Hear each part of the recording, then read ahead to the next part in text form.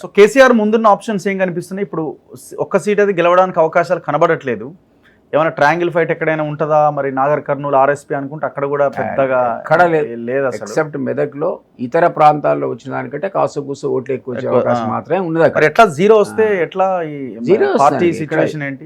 ఏముంది, రాసేపోతాడు. రేపొద్దున తనకున్న లిమిటెడ్ 39లో 9 మంది 10 మంది పోయిన అనుకుందాం, పోయినా 20 మందితో రాజ్యసభ గెలిచే అవకాశం ఉంటే ఖచ్చితంగా రాజ్యసభ పోయే ప్రయత్నమే చేస్తాడు ఆయన. ఇక్కడ ఎమ్మెల్యే ఉన్నది కదా, ఇక్కడ ఉన్నది, ఇక రాడు కదా పాపం. ఇక్కడికంటే కన్వీనియంట్ ఉంటుంది. రాజ్యసభ అయితే మీరు పోయినా పోకుండా ఎవడు పట్టించుకోడు, మనకు అలవాటే కదా. పార్టీ సిచ్యువేషన్ ఏంటి, పరిస్థితి భవిష్యత్తులో?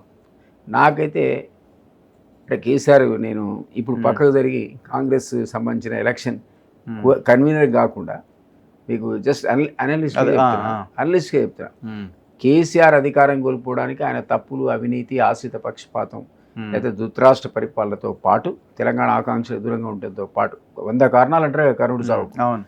వేరే మరొక 2 కారణాలు ఏంటంటే కవిత అవినీతి, కేటీఆర్ యొక్క అహంకారం. ఓకే, ఈ 2. సో ఆ పార్టీ నిజంగా మళ్ళీ పాత ట్రాక్లోకి రావాలంటే ఆయన ముందు పెట్టాల్సిన ఈ ముఖ్యమైన వ్యక్తులు ఇద్దరే, కవిత, కేటీఆర్. వీళ్ళిద్దరిని దూరం పెడితే పాస్ట్ గ్లోరీ కాస్త కాకపోతే కాస్త 5% 10% వస్తుంది. ఆయన తను స్వయంగా పర్యవేక్షణ బాధ్యతను తీసుకోవాలి, లేదా హరీష్ని తీసుకొచ్చి పెట్టుకోవాలి. ఇలా హరీష్ మొదటి నుంచి కూడా అతనితో పాటు రాళ్ళు మూసిన కూలీగా ఉన్నాడు, ఉద్యమకాలం నుంచి పనిచేసిన వాడు. సో వాళ్ళిద్దరు కలిసే నిర్మాణం చేస్తారు.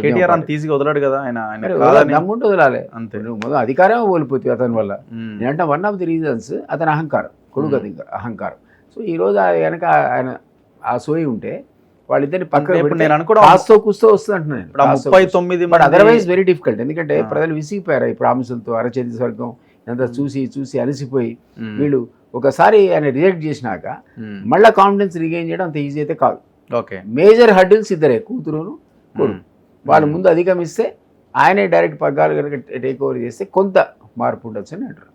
ఓకే, సో అవకాశం ఎంతవరకు ఉంది అని అంటారు? అంటే ఇప్పుడు పాసిబుల్, అది ఇప్పటికిప్పుడు మాత్రం ఇంపాసిబుల్. 5 ఏళ్ళ దాకా మర్చిపోయి ఎమ్మెల్యేలు ఉంటారంటారా? 39లో నేను ఇంతమంది అయిపోయిన 30 మంది పోతే ఒక్కడు ఉండడానికి. ఎలక్షన్స్ అయిపోయినా ఆగేటోడు ఎవరు లేడు. ఈ ఎలక్షన్స్లోనే అందరు ఎట్లా మాడుతున్నారో ఎట్లా పోతున్నారో కండవాలు కప్పించడం మనం చూస్తున్నాం. ఆయన దగ్గర మిగిలేదే 9 మంది అంటే సింగిల్. కేసీఆర్ ప్రయత్నం చేసి ఉంటాడు అంటారా? అంటే ప్రయత్నంలో భాగంగా తిరుగుతున్నాడు అంటారా? కేసీఆర్ తెలియకుండా అయితే ఉండదు కదా, జీరో వస్తున్నాయి ఏం చేయలేకపోతున్నాం అని తెలుసు ఆయనకి, తెలుసు. కానీ ఆయన మధ్యలో ఆపేస్తే మళ్ళీ అదొక పెద్ద ఆయన ప్రయత్నం చేస్తున్నాడు పాపం, రిస్టోర్ చేయడానికి, కాన్ఫిడెన్స్ మళ్ళీ ప్రజల లోపల ఇవ్వడానికి. కానీ అది ఈజీ కాదంటున్నాను, ఎందుకంటే వాళ్ళు చేసిన తప్పులు కోకలాలు కదా, 1 కాదు 2 కాదు. సో ఇవన్నీ కూడా ఎప్పుడు అవకాశం ఎక్కువ ఏర్పడుతుంది అంటే మేము ఫెయిల్ అయితే. మేము ఎందుకు ఫెయిల్ అవుతాం? మేము ఆల్రెడీ August 15 డెడ్ లైన్ పెట్టి హరీష్ను రేవంత్ ఓళ్ళ మీద ఓళ్ళు సవాలే వేసుకుంటున్నాం. సో ఈయనేం ఊరుకోడు కదా రేవంత్ రెడ్డి. 15th August కల్లా అన్ని హామీలు ఖచ్చితంగా ఇంప్లిమెంట్